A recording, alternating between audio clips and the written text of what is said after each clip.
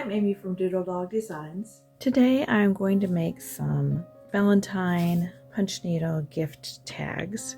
I have printed out these gift tags onto some cardstock paper, and I will put a link in the description below for the tags. And it is just a outline of the tags with the reinforcement printed on it. It is not a colored tag, so you can print it on whatever color paper you want and then cut them out. And then I used a hole puncher to punch the hole. Now I want to have a punch needle heart on it, so I have some scraps of weaver's cloth that I sewed together to make it big enough to fit into my hoop. And I'm just going to sketch on there a simple heart.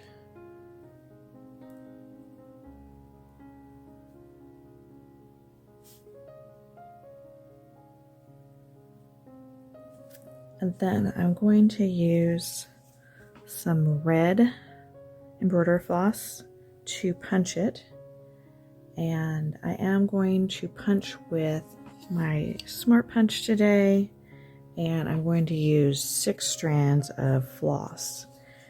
I'm going to punch on a punching depth of 3. You can see this weaver's cloth is still just barely big enough to fit in my lap stand. I'm using a punch needle threader that I made.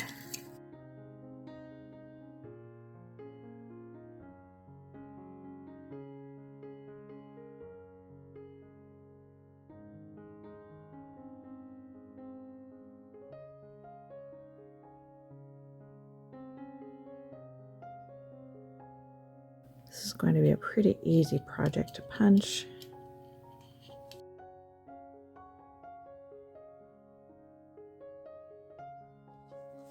I finished punching the heart, so now I'm going to take it out and I will separate this piece, and I can use the empty piece again for something else.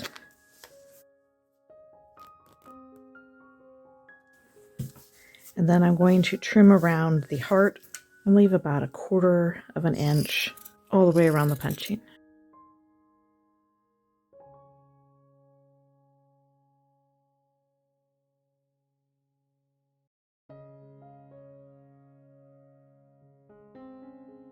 And then I will cut this inside corner here so it will turn and lay flat. I'm going to turn the unpunched weaver's cloth to the back, and I'm going to press it with the iron. You need to be really careful here to not burn your fingers as you're doing this part of it.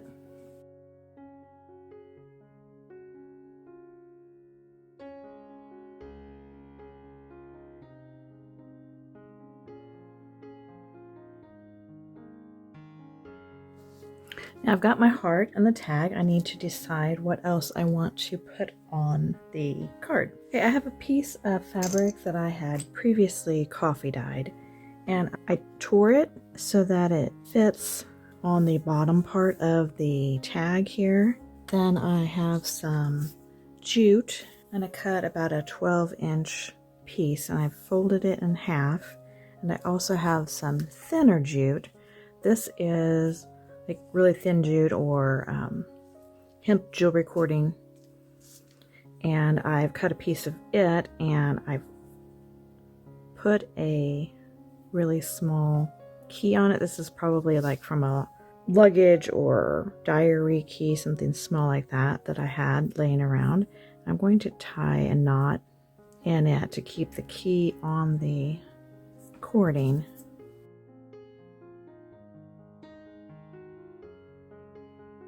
I need to thread my thicker jute through the string there. And then I'm going to thread these 2 through there and put the two ends back through the loop here. And that will thread that, hold that on there and hold this key on.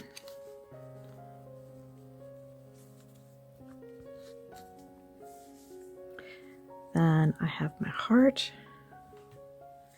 and I have some old lace. This is some that's got a little bit of a ruffle to it, and I cut it the same width as my piece of fabric here. So now my lace and the punched piece is a little bit too bright. I want it to have more of a rustic look to it. This is some instant coffee that I had mixed up previously, and I stored it in a squirt bottle and keep it in the refrigerator until I need it. Now we'll use it to coffee dye the heart and the lace. If you've been thinking about using coffee dye on a punch needle project, this will be a good one to experiment with since it's such a small, fast project to punch.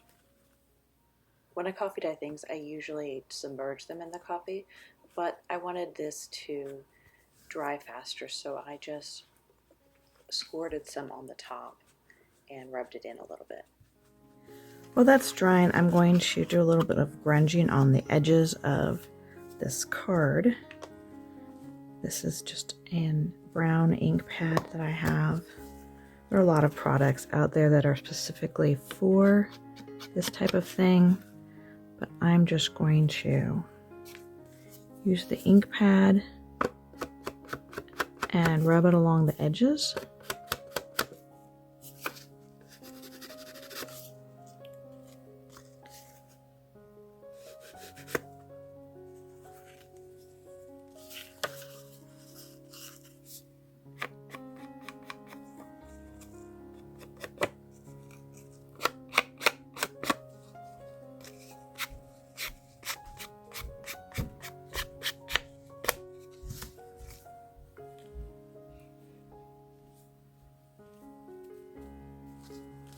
I don't really like that line I made there, but I think my fabric is going to cover it up, so I'm not going to worry about it.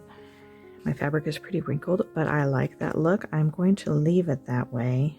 So I'm going to glue this down.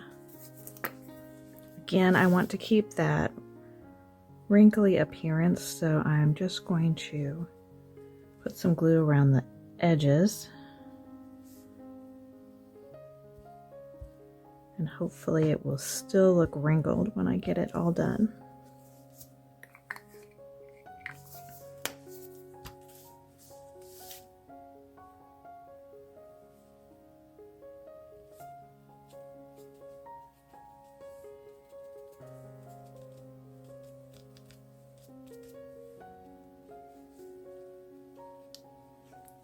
I'm going to make sure that I have way here to glue this on the underside. So I'm going to put a little bit more glue here and glue this lace underneath.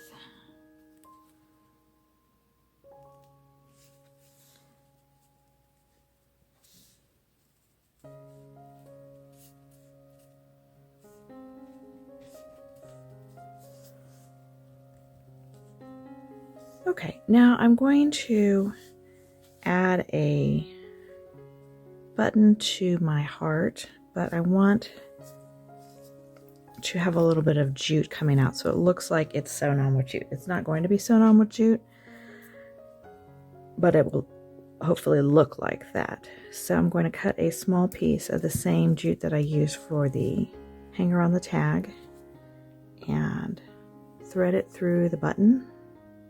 So both ends are coming out the same side of the button. And then I'm just going to tie a knot.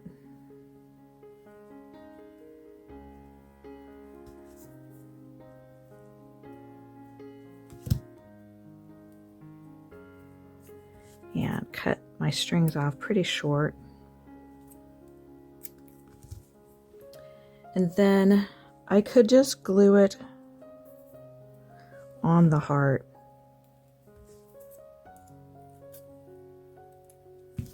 But it's going to get nestled down in there better if I sew it on. So I'm going to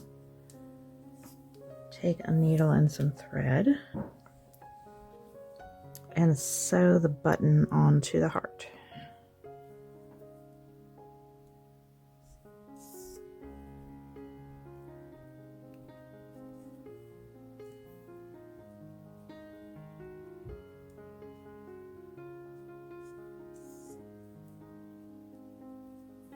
I'm going to do it on either side of this jute here. I don't want the thread to show.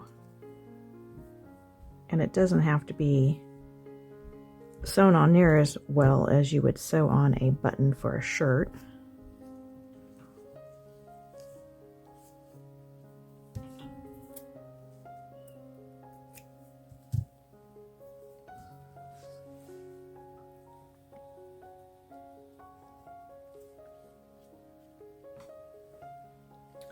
Now my next step is going to be to put a little bit of glue on this, but I'm going to rub it in so it doesn't have a glob of glue there. That will help hold that in place, and then I'm going to glue the heart onto the tag.